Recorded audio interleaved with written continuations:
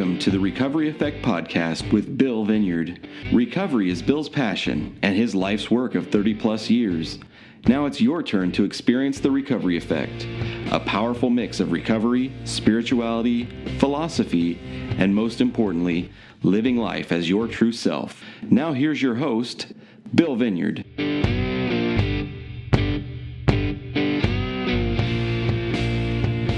I'm telling you, it's really good to be back with you guys today. I'm pretty excited about the podcast. Put a lot of effort into it, a lot of thought. It's got a lot of philosophy, some religion, some program stuff.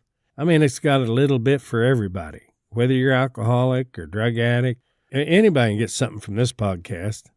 So before we get started, I'd like to ask you that if you feel that the podcast is worthy, would you please share it with your friends? And if you haven't subscribed to the recoveryeffect.com, would you please subscribe? That would help us out immensely. Well, let's get started. You know, I kind of get a strange feeling when I think about why I was born the year I was, why I was born in the city and state that I was, and to the parents that I was born to, even in the country I was born in. I mean, I sit around on my front porch with a big old cup of coffee, and I think about these things and think, man, I should have been born over in Denmark or Sweden. You know, they lay around and get stoned. Nobody works too hard. Or, you know, you think, gosh, it'd be so cool to be born back in the cowboy days, the frontier days. You know, live out on a farm, ride a horse, shoot a gun. You know, be born at a different time. Or you watch the shows when I was a little boy, you know, I'd watch the Donna Reed show or Father Knows Best. And I think, man, I wish I was born in that family with those parents. You know, I wonder if my life would have been different, if any one of those would have been different, if I'd have been born earlier or later. Would my life been better or would my life been worse? I don't know if those questions can be answered. And, you know, I don't even know if they need to be answered. And why don't they need to be answered? Because it would serve no useful purpose. The point is, I was born the year I was born, to the parents I was born to, and the state and country I was born in. That's not going to change. I mean, that'd be like getting to the end of your life and thinking that you should have had a different life. Not necessarily that you should have done different, but you should have been born somewhere else, you know, a different time. You've heard statements like that. Maybe you've even said them. You know, I was just born in the wrong time. Or I wish I'd been born when you kids were born. You guys got it made. That's what happened. I was just born in the wrong time period. You know, that's crazy to think that you should have had a different life. Nobody can really answer that question, that you should have had a different life. You had the life you had. You might have screwed up a lot. You should have done things different, but who knows if you should have had a different life or not. You know, what if life was like a blank canvas and you paint the picture? I mean, even if you was born to the wrong, terrible parents, in a period of turmoil and war and everything like that, and you was born into a country that had the highest poverty level of any country in the world, and you was raised in a city with the highest poverty level in that country, I mean, it's still your life. It's still you painting the canvas. It's still you painting the picture. You're the one doing it, no matter where you was born or who you was born to or what time you was born.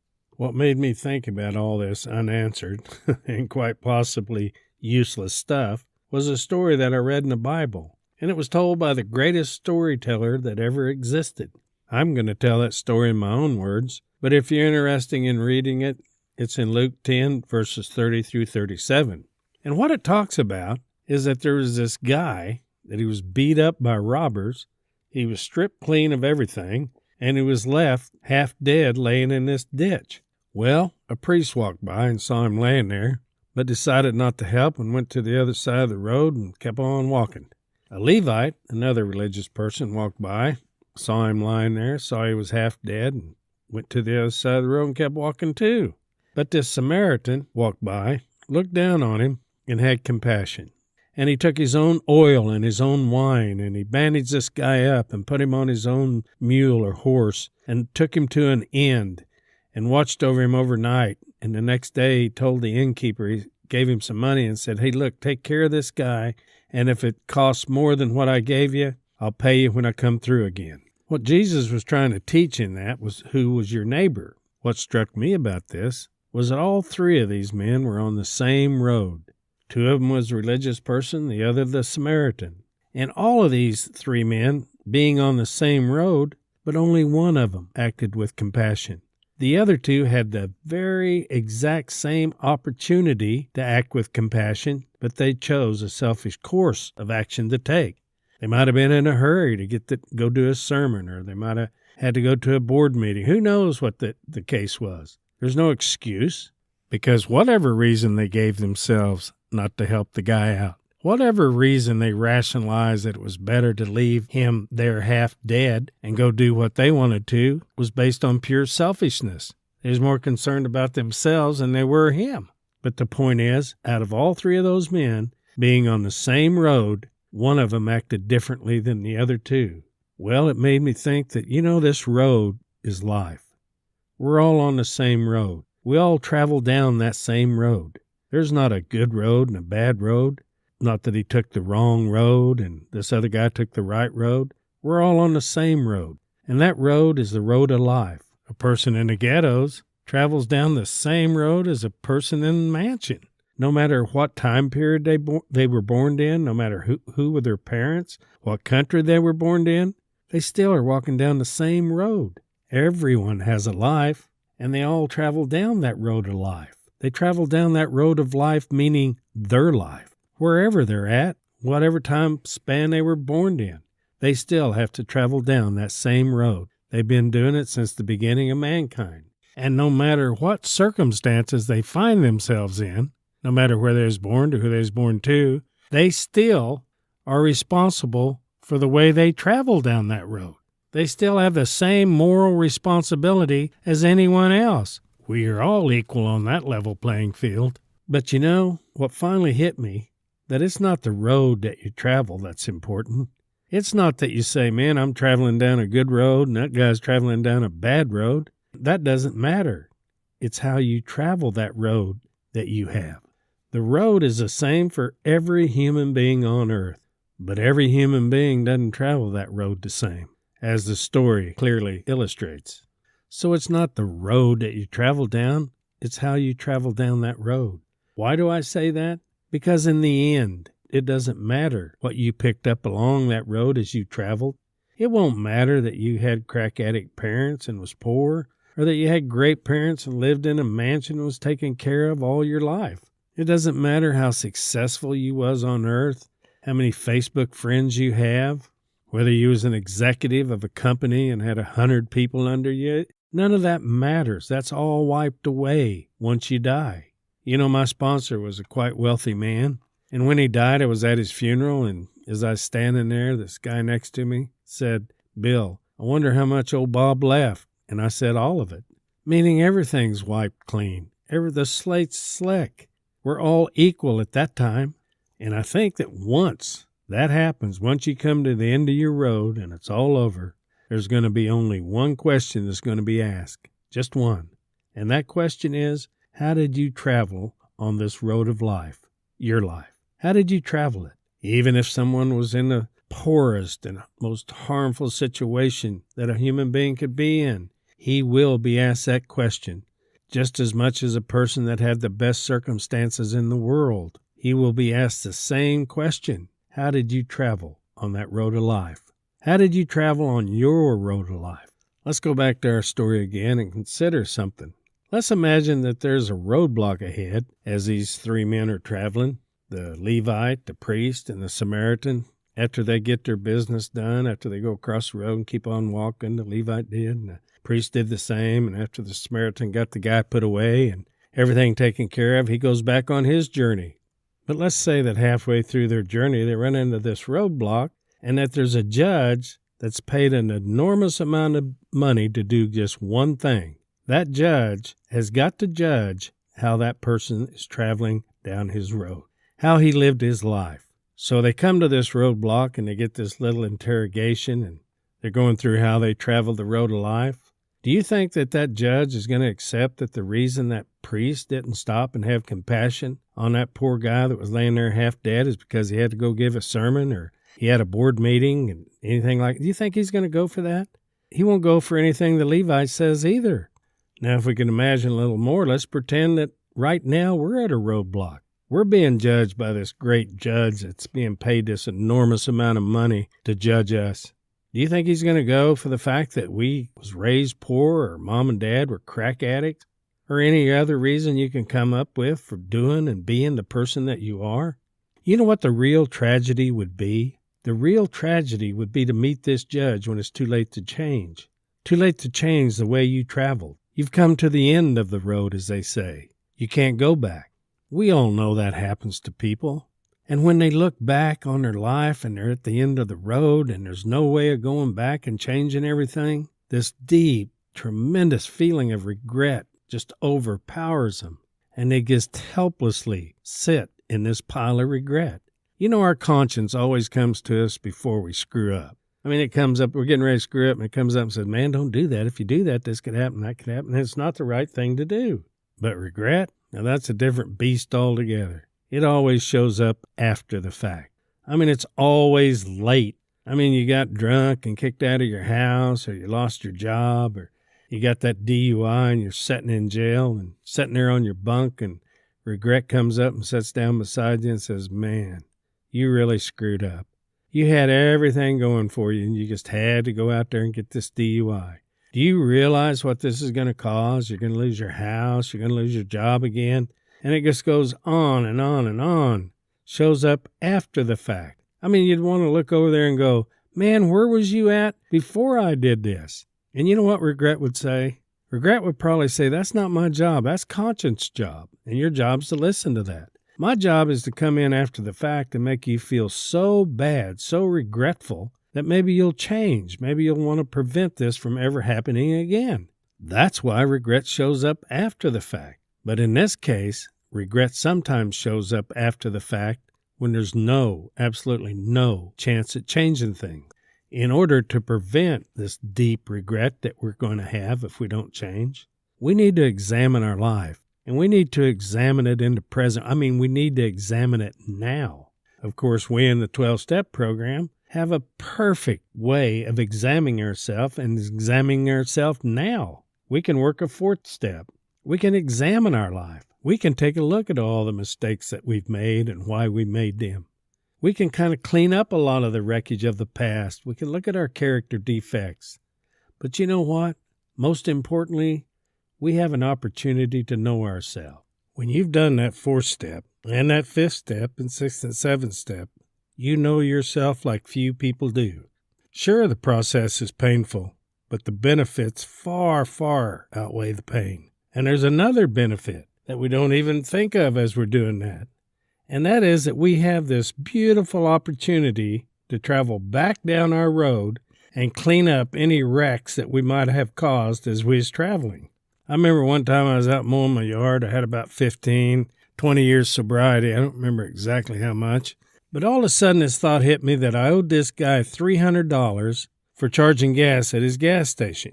You see, back then when I was in the middle of my addiction, in the depths of it, my cousin, who was unaware that I was in the middle of it, took me to this owner of this gas station and vouched for me that I'd be good pay if he'd let me charge gas at his station. My cousin was a good member of the community, so there wasn't any problem with the owner saying sure.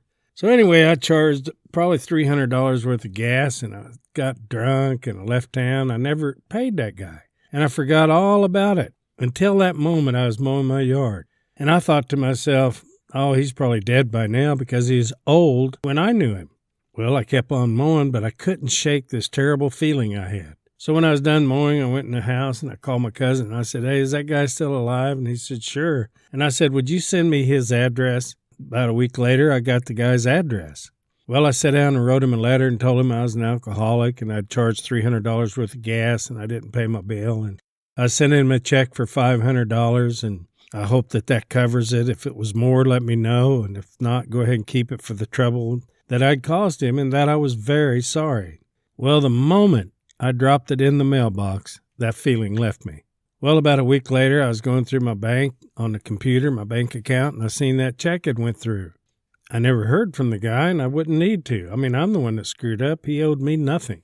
Well, about 2 weeks later, I get this letter, and I could see at the front of the envelope that it was from an older person because the handwriting was so shaky. Anyway, I opened the letter, and it said, Dear Bill, I received your letter today and your check. Thank you very much. I don't have those files anymore, so I don't know the exact total, but I want you to know that this covers it and your debt is paid. And, by the way, my wife just got out of the hospital the day that I got that check, and we didn't have enough money to get her medication, so it sure came in handy. Thank you. Well, I was able to go back on my road and clean up a wreck that I'd caused, that I'd stiffed that guy that money. I might have even hurt the relationship between him and my cousin. I know about, 6-8 months later, I was down there visiting my cousin, and he told me that guy gets talked so highly about me. And I thought, man, can you believe that?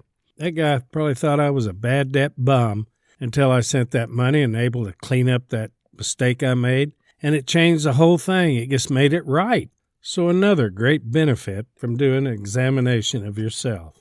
I think it was Socrates who said, an unexamined life is a life not worth living. And isn't that so true? I mean, think about it. Think about going through your life not knowing where you're going or why you're even going there, not knowing who you are or what your passion is. I mean, that'd be a terrible way to live. Your life would be like a walking, moving, acting catatonic. It'd be like a no life, a life with no life. And the reason it'd be like that is because of our own failure to examine our life and to take action on what we need to do. We in this 12-step program have steps that aid us in this examination, but there are plenty of guides that could help those who don't have the steps but truly want to examine their lives. It's because this is a lifelong process. We don't just do this examination one time and then quit. We keep that process up because we continue to want to get better and better and better. I'm very fortunate to belong to a church who has confession, who offers us the opportunity at confession. And so it makes me do an examination every once in a while. And then once I do that examination, it's just like I do a 4th step. Then I go admit to another God and to another human being the exact natures of my wrong. I go to my priest and confess. And then I do a 6th and 7th step and ask for forgiveness and the removal of those character defects. And I go on to do 8 and 9. Make amends to the people that I've harmed. And so it's an ongoing process that you can reap benefits for the rest of your natural life. So in closing, let's answer the very question that we started with. Would my life be different? Yes. If I was born in a different time to different parents, if I was born in a different country, etc., I would be different. I mean, think about it. The hippies of the 1970s could not be hippies without the world that they were born into. And the world could not have been what it was without the hippies. I mean, the hippies couldn't have been born into a world, let's say, back in the Stone Ages, no pun intended.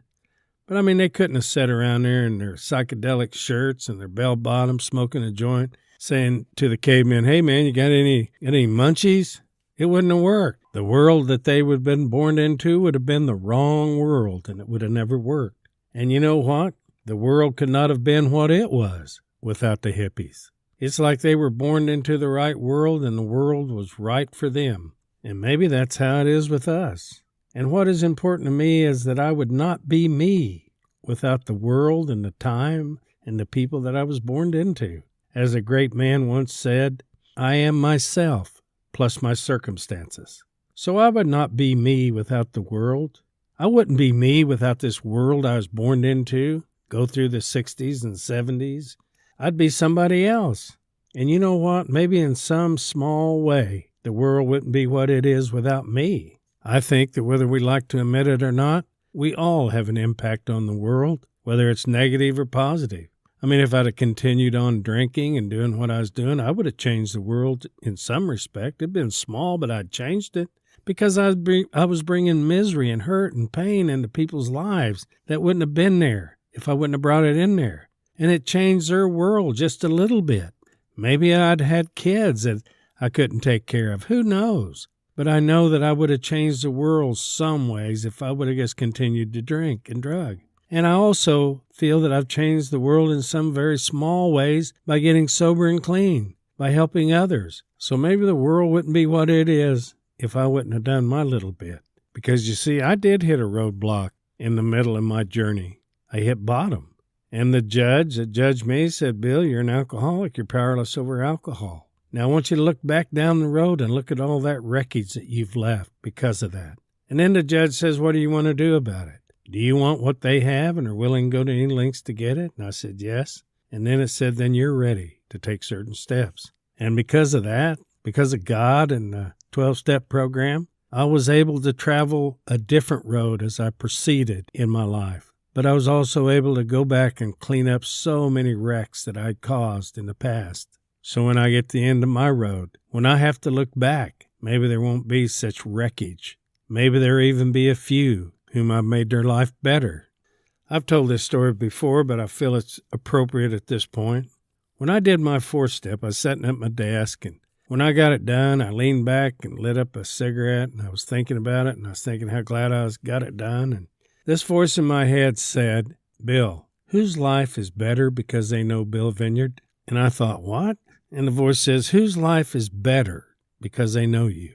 So I sat there, and as I smoked that cigarette, I used my imagination to go back to the earliest I could remember, and I went through my life. And when I got to the present, I couldn't come up with one human being whom I can honestly say their life was better because they knew Bill Vineyard. And I tell you, folks, I wept.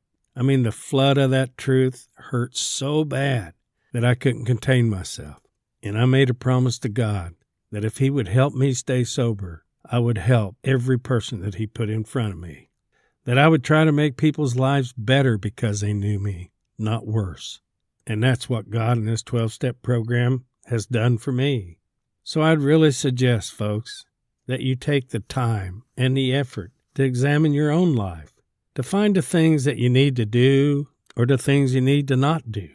And if you can do that, then there's a real possibility that you can make your world a better place. Because you existed, because you was here, you made somebody's life better.